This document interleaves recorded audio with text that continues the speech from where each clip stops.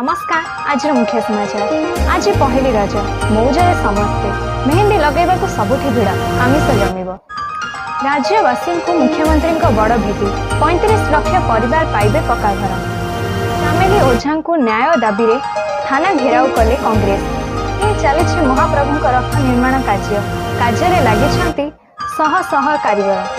सचेतन पर बंद हेउनी शिशु श्रमिक प्रथा।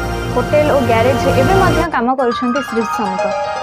फ्रांस रे हेबो अमेरिका राष्ट्रपति ट्रम्प और पीएम मोदी का मध्य साक्षात सूचना देला व्हाइट हाउस। दिल्ली रे अनुप्रवेश रोकने आसाम सरकार बड़ निष्पत्ति। नूतन आधार पंजीकरण रद्द।